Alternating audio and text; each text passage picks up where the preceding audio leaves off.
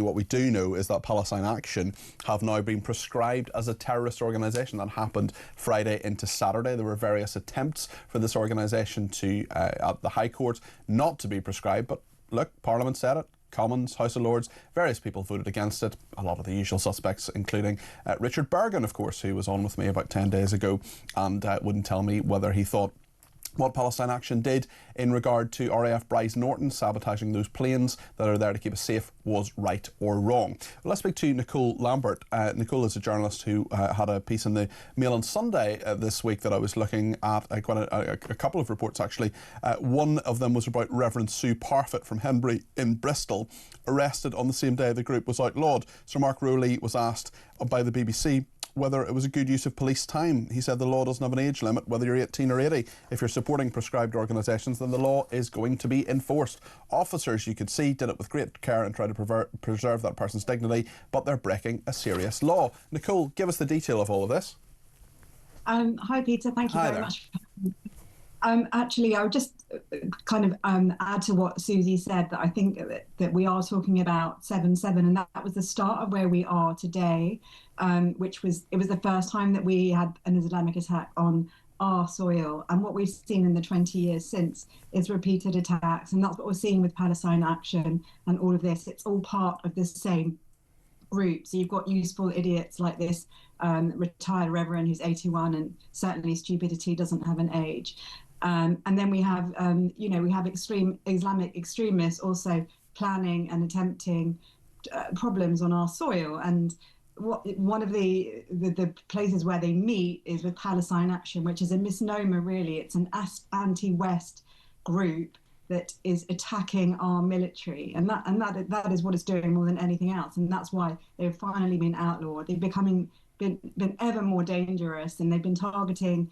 Yes, Jewish places and Israeli places, and the final straw was when it was something to do with the RAF, nothing to do with Israel, which shows to me how it's an anti-Western movement. And this movement, this anti-Western movement that we saw at the start of 7/7, we've seen radicalised since the October 7 attacks, and it's all coming together, and it's making our country a more dangerous place. There's no doubt about that, certainly. Were you in any way given any sort of hope that the MPs voted so overwhelmingly to prescribe Palestine Action, as Lords did as well? But of course, some of the usual suspects voting against that, including people like Jeremy Corbyn, who voted against Al-Qaeda being prescribed over 20 years ago now.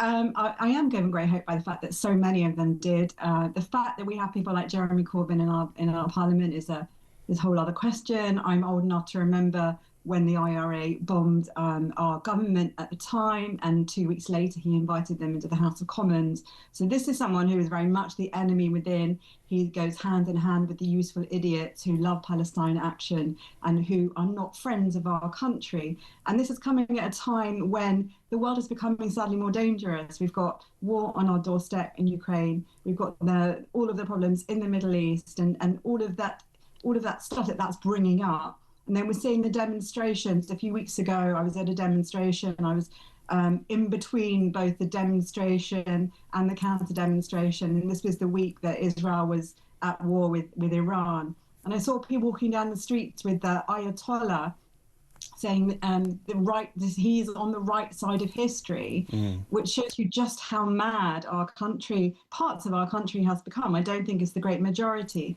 I think a lot of us are awake to this, and there is some good news that the government is at least seeing this and noticing this, but it has taken a long time. And one of the big questions is, why hasn't the IRGC, which is the Iranians, the Islamic Republic side of Iran, why has that not been prescribed? That's something that they talked about, and they still haven't done it.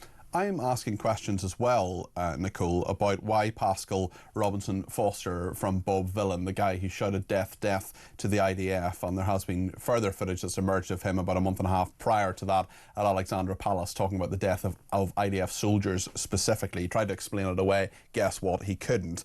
I'm wondering why he hasn't been arrested yet. It's been over a week since that. We all saw what happened. There just don't seem to be developments in this case. But I'm sadly not surprised by this. So, as we know, there was a woman who was imprisoned, perhaps rightly, but for 30 months for talking about marching on mosques at the time of the Lucy last Connolly, yeah, 31 months, yeah. But at the same time, after October 7, there was a man who spoke in a mosque and whose words were put out on video, who talked about going to get Jews in their homes. And his charity has now been looked at. It was revealed this weekend. And he was not arrested because they said that this was part of the Quran. But I, as a Jewish journalist, haven't seen anyone really being arrested for anything to do with anti-Semitism or anything like this. So I'm sadly not surprised at all. I'm pleased he was dropped by his management, but I'm also not surprised to see that his music has become more popular because, of course, this has become a new way of attracting all sorts of attention. Well, it's the Americans rather than the British, Nicole, who seem to have actually taken stronger action against Pascal Robinson-Foster. They've banned him from America, putting his tour in jeopardy. That now won't happen. The Americans seem to have their finger on the pulse of this. They did that very, very quickly. Why can't the British and indeed the police catch up, is my question. Well, the problem is that we have, in this country, we have the opposite problem, which is that anyone who's Israeli, they're the ones that are being silenced, people that have done really nothing. So there's a Jewish-British group called Oavoy. They're at klezmer, and they merge klezmer with soul. They have very beautiful music. They are very much of the left, pro-refugees and all of that.